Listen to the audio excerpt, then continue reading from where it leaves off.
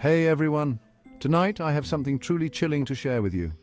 Imagine a carnival deep in the woods of West Virginia, abandoned and forgotten, with a dark history that whispers of hauntings and tragic events. I recently dared to visit this very place, the infamous Lake Shawnee Carnival, known for its eerie past and ghostly encounters. As soon as I arrived, I could sense something was off. The shadows seemed to move on their own, and the air was thick with an unsettling tension. What I experienced there was beyond terrifying. From the twisted reflections in the Hall of Mirrors, to the creepy funhouse that felt like a labyrinth of fear, and the sinister clown that haunted my every step.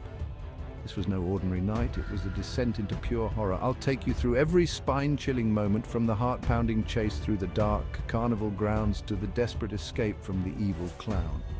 This is a story of survival, fear, and the unknown.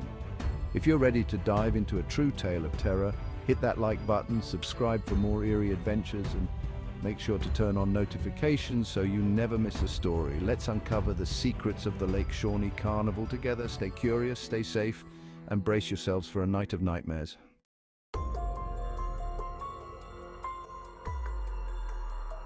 It was a cool, crisp autumn evening when I arrived at the carnival deep in the woods near Lake Shawnee, West Virginia.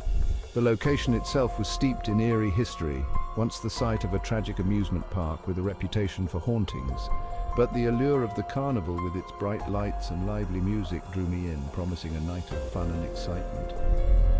As I walked through the entrance, the sights and sounds of the carnival enveloped me. Colorful tents lined the pathways, games and rides buzzed with activity, and the smell of popcorn and cotton candy filled the air.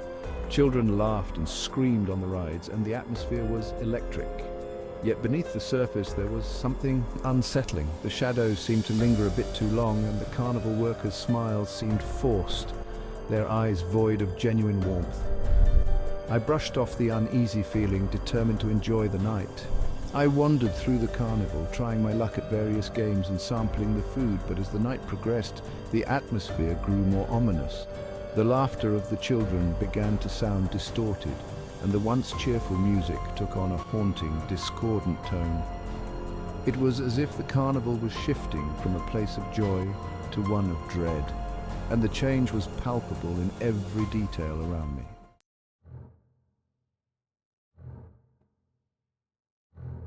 I decided to visit the Hall of Mirrors, a classic attraction that promised thrills and chills.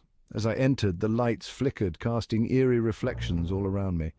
I laughed nervously at my distorted image, but soon the reflections began to warp and twist in impossible ways. Faces in the mirrors contorted into grotesque shapes, and I could hear faint whispers echoing through the hall.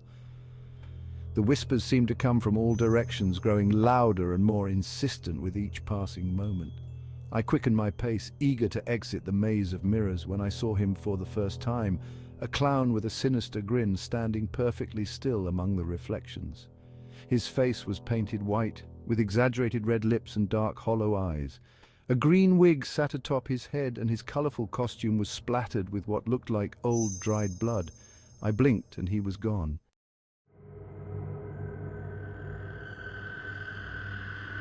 My heart raced as I hurried out of the Hall of Mirrors, trying to shake off the image of the clown. Back outside, the carnival seemed to have taken on a darker tone. The once lively crowd had thinned, and the cheerful chatter was replaced by an eerie silence. I felt a presence behind me, and when I turned, there he was, the clown, standing a few feet away, staring at me with that same malevolent grin. His eyes seemed to bore into my soul, filled with a malicious glee that sent chills down my spine. I backed away slowly, my pulse quickening. The clown began to follow me, his steps slow and deliberate. Panic set in, and I broke into a run, weaving through the carnival's labyrinthine layout. I glanced back to see him still pursuing me, his pace steady and relentless. No matter how fast I ran, he seemed to keep up effortlessly, his grin never wavering.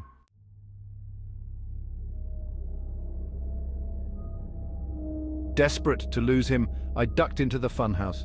The interior was a twisted maze of stairs, slides, and hidden passages. I could hear the clown's footsteps echoing behind me as I navigated the dimly lit corridors. Every turn seemed to lead me deeper into the funhouse, and the walls seemed to close in, amplifying my fear. The Funhouse, once a place of laughter and joy, had transformed into a nightmarish labyrinth, with each twist and turn leading me further into darkness. As I reached the upper levels of the Funhouse, the supernatural elements of the carnival became undeniable. The air grew colder, and I could see my breath fogging in the dim light.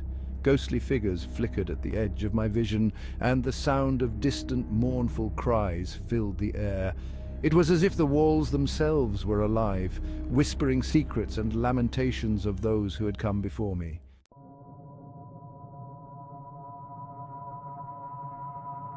I stumbled upon an old dusty room filled with vintage carnival memorabilia. Posters of long-forgotten shows adorned the walls, and rusted rides sat in disrepair. In the center of the room was an old carousel, its painted horses chipped and faded. The carousel began to move on its own, the haunting melody of its music box filling the room. The horses, once symbols of joy, now seemed grotesque, their painted eyes following me as I moved. I turned to leave, but the door slammed shut, trapping me inside. The clown appeared at the doorway, his grin wider than ever. He stepped closer, and I backed away until I was against the wall, nowhere to run. His eyes gleamed with a sadistic pleasure, and I knew he was enjoying every moment of my terror. The clown advanced slowly, his eyes locked onto mine. I could see the madness in his gaze, a twisted delight in the terror he was causing. He raised a gloved hand, revealing a long, rusty knife. The blade glinted ominously in the dim light, and I could feel my heart pounding in my chest.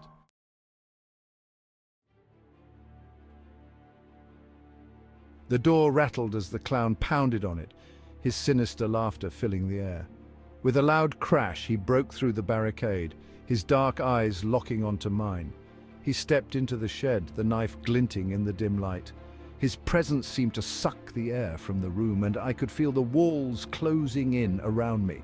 "Playtime's over," he sneered, advancing towards me. I raised the flare gun and fired. The flare shot out with a bright, blinding light, hitting the clown square in the chest. He screamed, a high-pitched wail of pain and rage as the flare ignited his costume. Flames engulfed him, and he stumbled backwards, thrashing wildly. The shed was filled with the acrid smell of burning fabric and the sound of his agonized screams.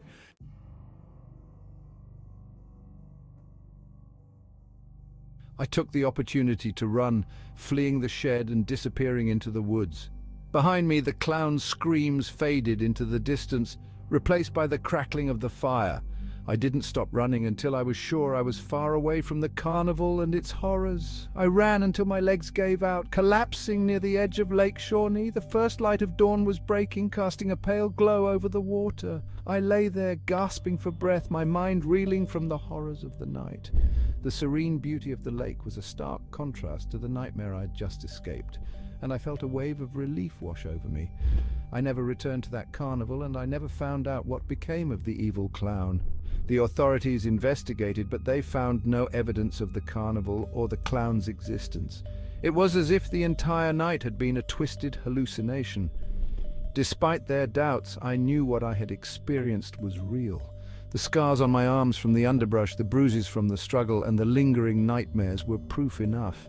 The carnival at Lake Shawnee was a place of darkness, and the evil that resided there was something beyond comprehension. It was a reminder of the thin line between reality and nightmare, and the horrors that can lurk just beneath the surface of the everyday world. For weeks after, I couldn't shake the feeling that I was being watched. Every rustle of leaves or creak of floorboards set my nerves on edge. The nightmares persisted, vivid and terrifying, replaying the events of that night over and over. I saw the clown's twisted grin in every shadow, heard his laughter echoing in the silence. I knew he was out there somewhere, waiting, watching.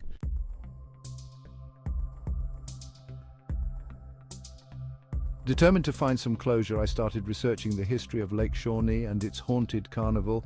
I combed through old newspapers, library archives, and online forums dedicated to the paranormal. The stories I uncovered were chilling. The amusement park had been built on the site of an ancient Native American burial ground, and it had been plagued by tragedies from the very beginning. Children had died on the rides, and there were numerous reports of strange occurrences and ghostly apparitions. One story in particular stood out. It was about a clown who had worked at the carnival in the 1950s. He was a drifter hired to entertain the children, but there were rumors that he was involved in the disappearance of several kids. The carnival was shut down after a particularly gruesome incident where a child was found dead and the clown had vanished without a trace. Locals believed that his spirit still haunted the grounds, seeking revenge on anyone who dared to enter his domain. If you have your own ghost story or paranormal encounter to share, leave your story in the comments below and subscribe for more terrifying tales from haunted places around the world.